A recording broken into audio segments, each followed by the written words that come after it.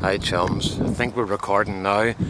I did the entire video there about 20 minutes ago, and after about 10 minutes I was showing you something and the camera went auto power off. What's this about? Because there was still time left in the battery and the memory card, and then I realised I hadn't turned the camera on to do the video. I had turned the camera screen around to see where it was on the camera, and that was that action made me feel it turned it on. So where are we at? I'm going to talk about compost and what I'm doing this year, okay, and show you where I'm at in the greenhouse. Right, just before we start, that's a pile of compost. I've just got a couple of blocks on the top of it there to stop it getting too wet. But there's 3 different types of compost there, and there's about 60 pounds worth of chocolate compost on that pallet, about $100, and I've already used about the same amount. So there's $200 or £120, and I'm probably going to need to buy more. So I buy a lot of compost. So this reusing compost is very interesting for me. This Tomerite is a tomato compost, but tomatoes and potatoes are the same family, they're nightshades. So I'm going to try a pot of spuds with Tomerite tomato and nothing else in it, just tomato, to see how they get on. Right, I'll bring you into the canteen. What is wrong with me? I've been talking about food and chocolate. I'm actually quite hungry. Right, so this is where we are. It's not very tidy in here, so forgive the mess. But as you can see, we've got our pots all down the side, and we've got them all collated. There's Maris, Pear, Charlotte, Cara here, and there's 3 different types because we've got 3 small, 2 medium, and 4 small in 2 layers. I think it was Chris was talking about this 2-layer thing, so I thought the more of us give this a go. Dan's doing it as well, and there's a few other guys are doing it, so I thought the more of us do this, the better the results we're going to get to compare. So I've done half a dozen pots like that, I think, and we'll see how that goes. Yeah, I've done more. I've done about 12 pots like that, I think. So anyway, so we've got so that's all Murphy's compost, and then we've got 9 pots here. Once repeated this experiment with Verve, B&Q Verve, which is actually looks quite good this year. It's not all full of sticks and plastic.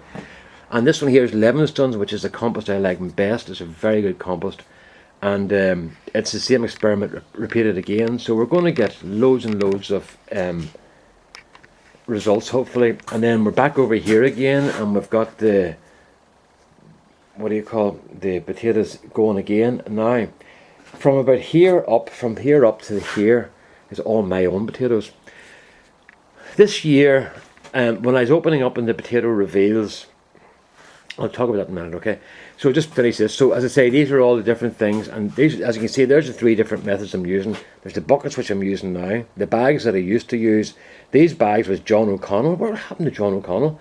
I must send him a message, and he brought me these bags, and they're very good as well. But the problem is they hold a fair bit of compost, but they're hard to maneuver for me because you have nothing to grab onto.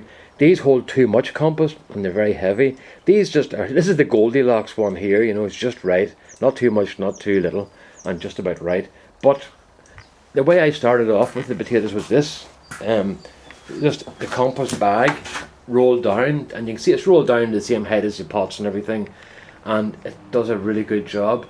And I think that's it. That's the way I started. So it's a very good way, and I wish they kept better records, as I said in the last video. Over here, these were to be the last 2 potato reveals, but you see what's happening? They're starting to come out, and I also don't have labels for them, so I'm going to have to go through my records and see what was in them. So I'm just going to let these grow and see what happens. It's just a bit of fun. I have like nearly 50 pots anyway, so it's not as if I need them. But we're talking about reusing compost.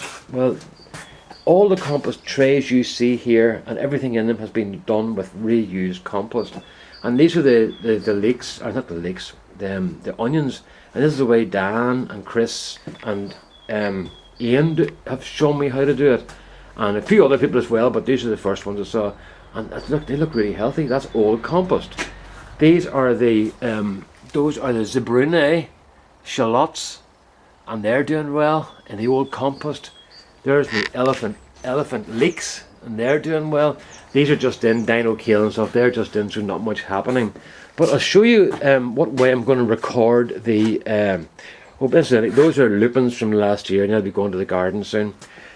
This is my record book from 1993. Alright, and as you can see, on the 10th of the 4th, I planted a honeysuckle, and that's the name, Lonicera belligia select, I think, and it's against a tree in the southeast corner at the front. And then on the same day, I planted Clematis montana against a wall and it's south facing, and that was my record from 1993 until now. That's actually my wife's writing there. She must have thought it'd be a good idea to keep a wee book, for him to keep a wee book, and gave that to me, and I was all enthusiastic for all of 4 lines. So this is how I'm doing the potatoes this year. Instead of using a diary, I'm going to do it like this, because look, I've got loads and loads of space for more records. And I've just got my pot, the date it was put in so they can count the weeks, the variety and info about them, and then the date lifted and pounds and kilos, so that'll help our American cousins and our European cousins, and anybody else deals in either. So if you see the sort of thing I'm at here, I'm just at these first: Maris Pear, 3 small, Murphy's Compost, some spuds galore plus bloodfish and bone, and so it goes down. And then we've got Murphy's, and then we're on to B&Q Verve, and with all the spuds repeated again with Verve Compost. And then we're on to Livingston's Compost down to here, down this area here. And then where are we at now? And then this is where it gets kind of interesting. I started using Grow More, this part here, instead of the spuds galore. So we're back to what I used to do with these. And then down here are my own potatoes. I want to talk about this a bit more. These are my own potatoes. I'm going to do this again this year. And I've got, how many pots have I got in? I've got the 37 up to 50. So it's about 13 pots, or 12 or 13 pots I've got with my own in it. And I'm using an old compost as well. So I've got 1, 2, 3, 4, 5. Tomorrow I'll have 6 pots with old compost, but there's a fella coming around here to see how I plant potatoes, so I'll do the last one tomorrow. But I'm using the old compost with my own spuds. And this is something I want to talk about. I've had bad results on about half of the pots that had my own spuds in them. But if you look at the setup here, it was something the same last year. And I put these spuds in first, and they were growing a bit faster than the others, so I topped them up. And then it kind of got round to doing these ones, and then these ones got neglected, and they got all long and leggy, and I didn't bother topping them up because, if you remember, I'll tell you anyway, my sister took her own life about a few months before the season started, so I wasn't really in form for doing anything in the garden, but I wanted to get stuff done. And to be honest with you, I shouldn't have even bothered last year, but I'm glad I did. But the penalty I paid was that I neglected a lot of the potatoes, and the penalty I paid was that the crops were not good, as you saw from a lot of the reveals. But at least I know why, because when I was doing the pots, I recognised some of them that were being together, because of a weed that was on them. They all got the same weed in one part of the garden, and those are the ones that were neglected. So, and also the ones, I knew most of mine were neglected as well. So that was the reason why they weren't earthed up, they weren't watered properly, they weren't looked after. So this year I'm going to repeat the whole thing to show that you can grow from your own spuds. If you go through some of my old videos and look at shop bought, you'll see shop bought spuds in the titles, and you'll see they've always been very good, the results. So please don't think that because I got a bad result with my own spuds from last year. At one stage I thought there was something in the Cara that had been genetically engineered not to reproduce themselves, that you could only reproduce from seed, but that's a load of crap, because the ones that did well did very well. So it's up down to me. It was nothing to do with the potatoes, it's down to my poor management. So that's why I'm doing all these ones here from about here up. From here up, there's about maybe 12 or 13 of those are all my own spuds, just to show it can be done.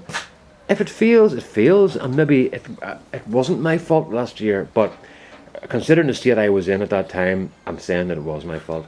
So, on to other things. So that's basically where we are. We've got our lettuces in, and our scallions and stuff, and down here we've got some old, now some of these things aren't going very well, but those were all old seed from last year that I tried, and some of them didn't do very well. So what I'll do is I'll just re-sow with new stuff tomorrow or this evening, and that'll be that sorted. I'm not going to take the lids off these. Those are my tomatoes. I will. Come, look at the tomatoes and see how they're doing. Nothing. There's nothing there. Britain's breakfast, and that's a chili beside it. And then there's the chilies that I got sent over by Scott. He very kindly sent me all those chilies there, and there's loads of tomatoes, but I don't want to take all the covers off again, you know. So that's where we are. We're getting there eventually. Bit of weeding to do and a bit of organisation and stuff, but I'm going to have to get outside because it's too warm in here. What is the temperature just when I'm looking here? I'll just show, and I can't show you because the sun's shining right on the thing. It's 22 degrees, 23 degrees, or 72 Fahrenheit. But it's a nice wind blowing, you know, but that's where the window's open. It's cooler outside. Look at that, there's the birds are collecting up stuff for their nests, look. If I can get that, if I can get those boys. See? They're collecting up stuff for their nests. So I'll not be cutting the trees. I was supposed to get the trees cut down during the winter, but sure, the boys never came to do it. But as you can see, it's a beautiful day. Look at the state of the place. There's what happens to kale. That's what happens to kale when you don't use it and it all goes to seed. What do the flowers smell like? The flowers smell like vegetables. They smell like cabbage and stuff, you know. I didn't notice until Rosemary said, "I can smell those there, you see," and they do smell like cabbage. So, well, something's fertilising them because, as you can see, there's lots of little seed heads coming here, you know, seed pods. So there you are, folks. That's us. So where are we at now? Let's turn this round and say bye bye. So I've got 2 more videos to put up, 2 more reveals, and that'll be it for the year. And I'll have to think of some more lies to tell you next year, and then we'll just see how the season goes from that. I'm not going to show all the stuff about planting seeds and stuff, but what I will do is I'll show you how the beds progress over the year, because as you can see, they're a bloody disgrace, you know. They're really bad. I've been so busy with other things I haven't got a chance to get at them, but they'll clean up quick and I'll get back to where I was. Okay, so that's us then. On a beautiful day from Ireland. It is really beautiful too. We really look at the sky. There's not a cloud in the sky. There's a saying, those are ash trees, and they say you can plant potatoes until you can't see through the ash trees. So those are the ash trees, and you can still see through them, and you will be able to see through them until about June. So there's no rush. As long as they get their 22 weeks or whatever it is, they're happy enough, the spuds, you know. Oh, there's another thing somebody mentioned. I'll just go into the greenhouse to get out of the wind. Somebody asked me, do you water the spuds in the greenhouse? And I don't water the spuds in the greenhouse because there's enough water in the bags, and I don't want them to rot.